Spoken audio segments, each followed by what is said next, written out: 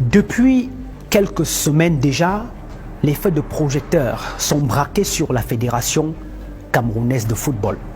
Les moindres faits et gestes de son président Samuel Eto'o sont scrutés au millimètre près. Ses décisions, ses appels, ses pensées, ses fréquentations, tout passe au peigne fin dans le but de lui trouver la petite bête. Chaque jour, les Camerounais découvrent un nouveau dossier autour de Samuel Eto'o. Vrai ou faux, on s'en fout, mais l'essentiel est de parler de lui si ça peut faire mal et saper son image.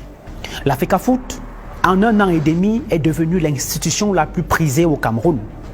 Tout le monde s'y intéresse, mais pourquoi? Les malheurs de Samuel Eto'o commencent quand il prend la décision de se porter candidat dans une organisation que l'on disait impossible pour un jeune d'y accéder et surtout comme président. Certains disaient même qu'il était facile de remporter l'élection présidentielle au Cameroun qu'à la FECAFOOT. Mais contre toute attente, Samuel va réussir là où l'on vendait très moins cher sa peau. Samuel défonce ainsi une porte que même les érudits du droit camerounais n'ont pu le faire. Son courage et sa bravoure sont salués par la jeunesse camerounaise qui le soutient sans distinction de tribu, encore moins de religion ou de famille politique. Car en dehors d'être parmi les meilleurs joueurs du monde, Samuel vient de réussir là où il était presque impossible. Mais ce que Samuel ne sait pas, c'est qu'à travers cet acte, il mettait en cause sa réputation et surtout que cette réputation ne plaît pas à tout le monde. Sa popularité ne fait certainement pas la recette de certains qui ont vu en lui un véritable obstacle. De là va donc naître une caste de personnes sur les réseaux sociaux qui n'auront que pour seule mission détruire toute œuvre de l'enfant de Nubel. En moins de 2 ans, on exige qu'il fasse en 20 ans ce qu'aucun président de fédération n'a jamais fait dans le monde. On lui exige de rendre transparent ce qui ne l'a jamais été dans notre pays. Et pourtant, tout le monde, mais alors tout le monde sait qu'en matière de transparence, notre pays est de très loin le bon élève. De tous les présidents qui sont passés à la Fédération camerounaise de football, aucun n'a jamais subi un degré d'exigence comme Samuel Eto'o. Entre chantage, désinformation, délation et récupération, tout est mis en œuvre pour saboter un jeune qui avait pourtant la possibilité de vivre paisiblement loin de ce merdier avec sa famille, comme le font les autres stars du football.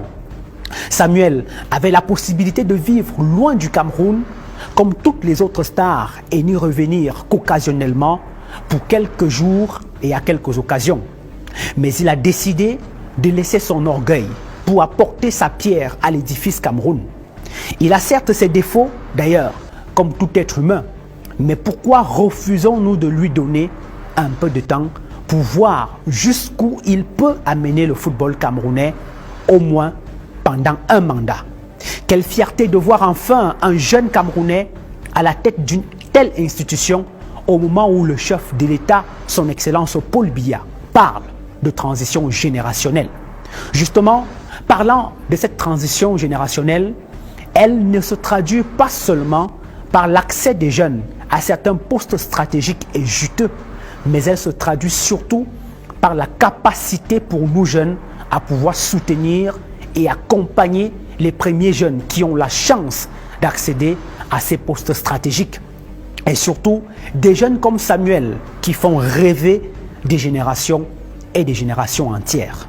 Samuel n'a pas bénéficié d'un décret comme cela, mais il a, autant pour moi, participé de manière qu'il s'est toujours battu dans les stades. C'est avec la même fougue, la même rigueur et endurance qu'il s'est battu devant tout le monde pour gagner les élections à la FECAFOOT. Quel jeune de notre génération peut oublier cette image? Oui, cette image d'un grand Samuel en bras de chemise le jour où presque tout le monde était en costume. Samuel transpirant, se battant avec la dernière énergie pour réaliser son rêve. qui peut dire que cette image n'a pas inspiré plus d'un, qui peut nier qu'à travers cette image, on a ressenti que l'impossible pour la jeunesse camerounaise n'existe pas. Alors, il nous revient à nous, jeunesse camerounaise, de savoir ce que nous voulons. Pourquoi parler de Samuel Eto'o au quotidien pendant que des milliers de familles sont meurtries chaque jour dans notre pays à cause du très mauvais état de nos routes? Pourquoi parler de Samuel Eto'o alors que l'eau potable est devenue un luxe dans notre pays, alors que les coupures intempestives d'électricité dictent notre quotidien? Pourquoi veut-on absolument qu'on parle de Samuel Eto'o alors que le taux de chômage est inquiétant, le système éducatif obsolète? Pourquoi parler de Samuel Eto'o à chaque seconde alors que le seuil de la pauvreté dans notre pays est inquiétant? Posons-nous les bonnes questions, chers jeunes. Pourquoi parler d'un jeune qui a décidé d'affronter les crocodiles et les éléphants dans l'espoir de nous prouver que chacun a droit à une place et à une chance dans ce pays? Chers jeunes, Samuel Eto'o et Safekafoot doivent être pour nous un sujet subsidiaire quand on est rassuré d'avoir l'essentiel vital de notre quotidien. Pendant qu'on passe nos journées à verser notre aigreur sur Samuel Eto'o, nos parents et grands-parents que nous voulons remplacer demain, eux, font bloc pour conserver les postes de pouvoir. Vous savez pourquoi? Parce qu'ils ont compris que nous ne valons absolument rien, car nous n'avons jamais compris l'essentiel. Nous ne sommes pas prêts à prendre la relève. Alors, que chacun de nous soit le Samuel Eto'o de sa famille, le Samuel Eto'o de son village, le André Onana de sa vie. Lui, beaucoup se demandent pourquoi je le cite. Eh bien, parce que chacun d'eux a une histoire particulière qui nous inspire et qui font qu'on parle d'eux.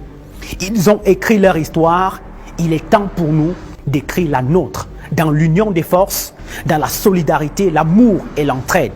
Car peu importe ce qui se passe ou ce que l'on vous raconte, André Onana ne pourra jamais voir Samuel Eto'o passer sans le saluer.